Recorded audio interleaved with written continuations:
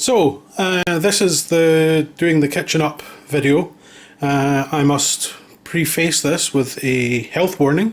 I am in no way a certified joiner, handyman or any of these. I'm a nurse. I kind of know what I'm doing. This is advice only. If you really want to know how to do this, YouTube it, but not this one. Because there will be people who will show you in insane depth and detail what you need. So here's a wee time lapse of us cleaning. Because I'm cleaning out the cupboards that I make a mess of on a regular basis, and you're getting the doors prepared. Because you are pretty handy. While this is by no means an instructional video, it is more just us sharing what we're doing with our kitchen to try and save a bit of money and kind of, you know, pretty things up a bit. Yeah.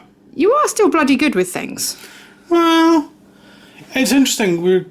There's a thing mentioned later on about how the kitchen that we have is an MFI kitchen, and how the cost of getting it installed was more than the kitchen itself. Everything I've learned and sort of show here in this video about what to do, I learned when my dad and me plumbed in the original one. Because there's things that you were doing and I was like, I did not know that. Yeah. It is pretty interesting, and like I say, I'm always in awe of like how awesome you are and how you can get your head around these. Yeah, but it's genuinely like I can screw on a handle, which you will see me doing later. Yeah. But I couldn't do a good job of this. I could get the door on. Yeah. But it wouldn't be straight.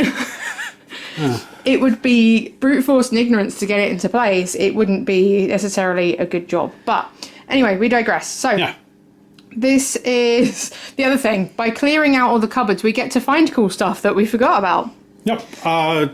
Japanese chili thing. Which Andy gave me as a present 7 years ago. Yep, and also some chili pepper type stuff that goes in it that we brought back from Japan, and some stuff that went out in September last year that I'm going to make a cake with at some point that is promptly glued to its base. But yeah. Oops. Let's actually show you how this worked and what we got up to. Yep. So, here's a door hinge, freshly cleaned. Why freshly cleaned? Simple, because we've got 14 doors, 2 hinges per door. They're about £3 each. So yeah, about 90 quid on hinges, or we just clean and use the ones which we've got, which work just grand, thank you very much. Yeah, there's nothing wrong with them. Like they just needed a bit of a clean and they're absolutely fine. So let's face it, with this kitchen, we're trying to upcycle as much as we can and kind of, you know. Totally. Anyway, reason that I'm talking about this is that this is a hinge and it's a bit more. As you can see, there's the 2 bolts there, which affix to the carcass. There are 2 bolts, screw holes there, which fix to the door. There's another 2 screws there and there. And that's really what I'm actually going to talk about.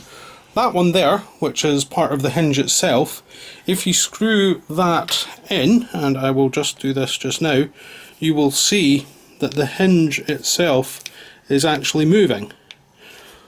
So the thing is that if you need to adjust the depth of the door, sort of, you know, how far in and out it is, you adjust that.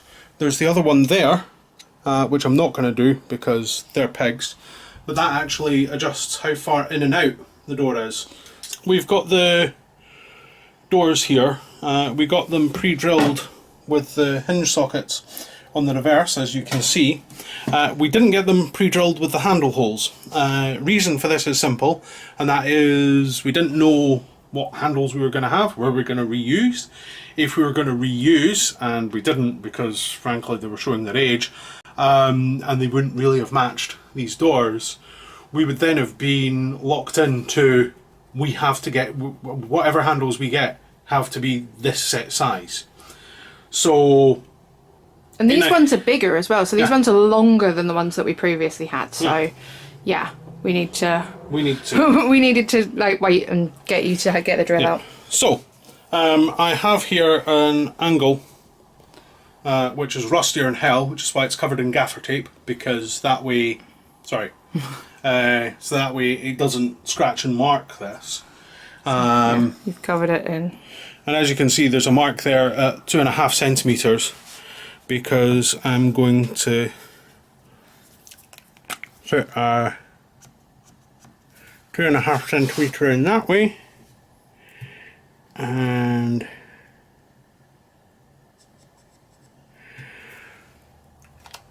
And that is where your first drill hole goes. Yep. 1 awl, which is basically just a sharpish pokey thing.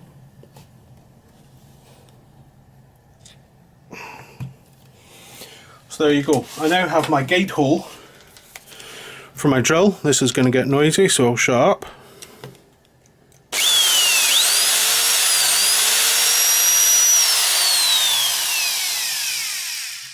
I'm stopping.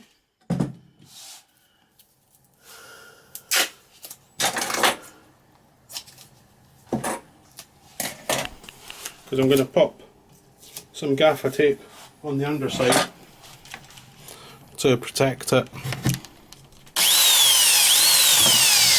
when it pops through.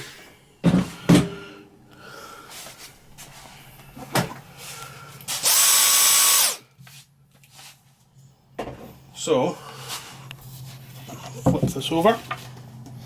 So you can see that it's punched through.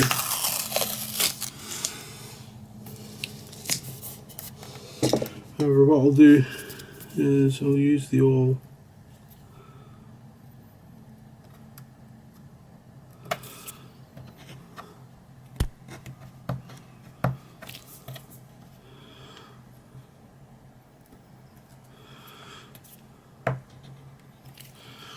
to smooth that out, so that when the bolt goes through from the other side, it can sit flush against the wood and not be raised up because of that. We're quite lucky in that what we've got is what seems to be particle board MDF, something like that, which has been coated. And the advantage of that is it means that it doesn't go bleh when drilled through.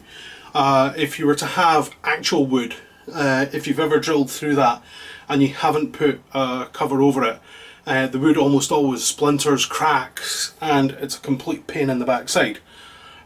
Don't get me wrong, real wood looks fantastic and amazing, but real wood for all of this would be insane. So yeah.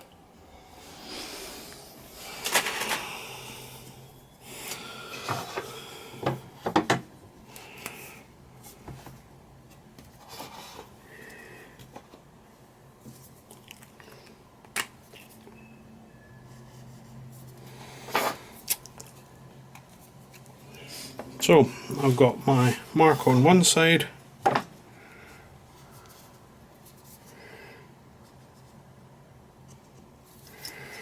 mark on the other,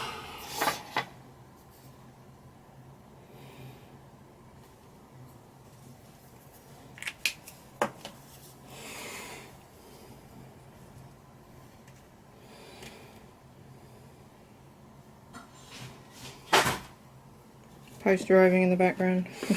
yep, We'll go. indeed it is. So I know that my mark hasn't actually measured up exactly, but I'm looking at this based on where the actual bolt hole is, because ultimately that's what's got to fit in. So yes, my mark's there. I don't know if you can move that round that way a bit. Yeah, you can see that if I'd put it on the original one, I would then be cursing and swearing and at myself and my stupidity for not having the holes all in the right place. And would it be rescuable? Maybe. But the thing is that these, I mean, if it had been there, then have to move to there, it would be slightly visible. Rough again.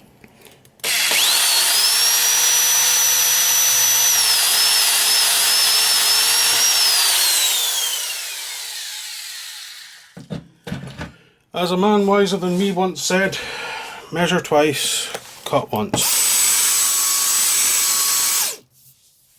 There we go.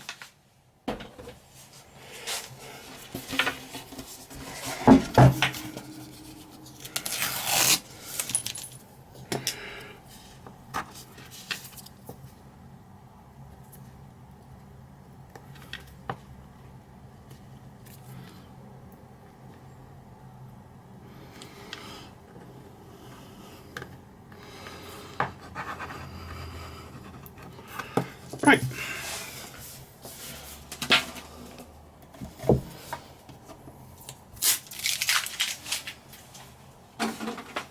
So now it's putting the hinges on.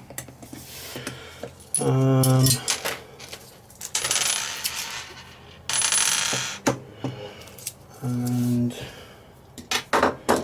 the main piece of equipment here is again our trusty set square. Because as I've explained earlier, these two parts here can be used to adjust things, but you want to make life easy for yourself, or as easy as possible, by making sure that your hinge is set as close to square as possible. And pop the other one in.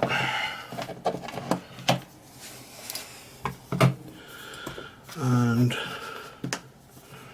rinse, repeat, and it literally is just pressing, so that you're pressing down that way and that way, so that this is hard up against the edge of your door hinge and the door itself.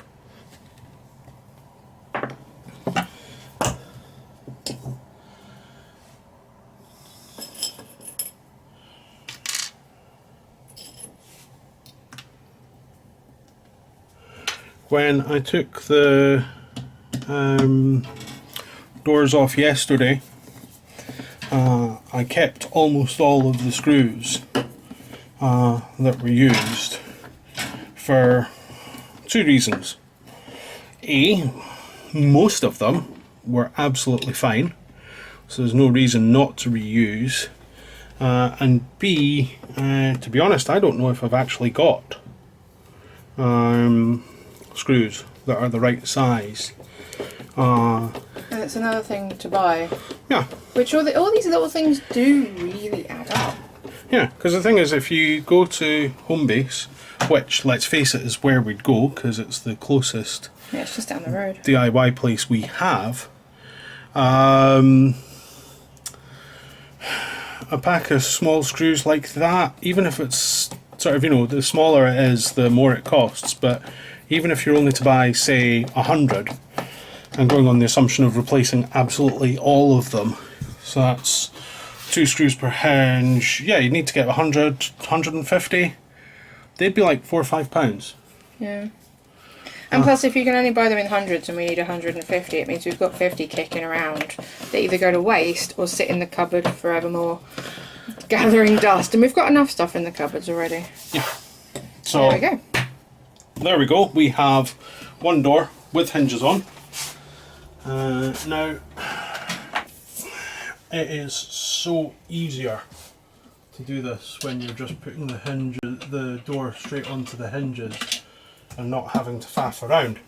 Unfortunately, that's not an option we have, because the doors are slightly different in size to the ones that were originally bought.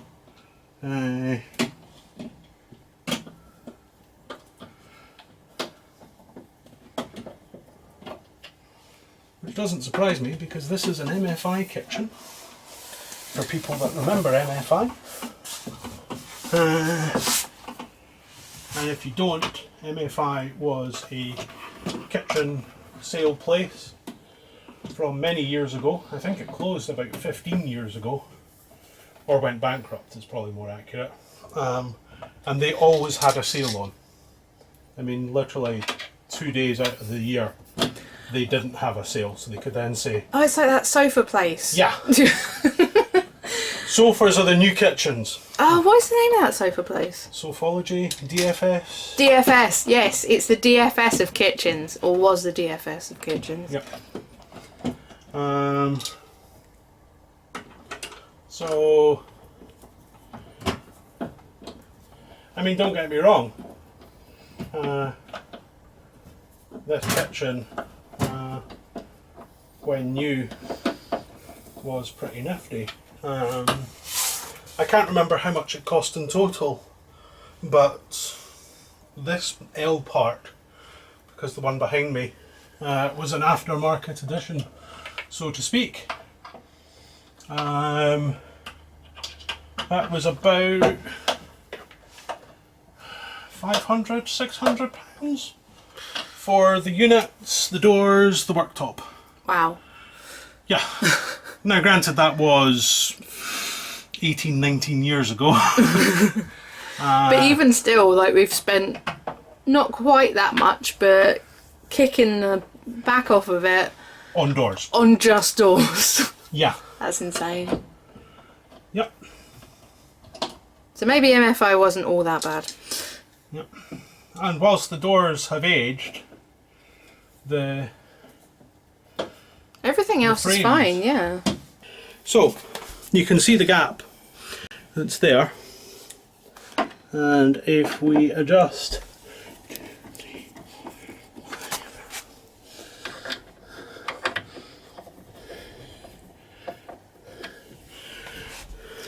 you can now see it's much smaller. See, I had no idea about that.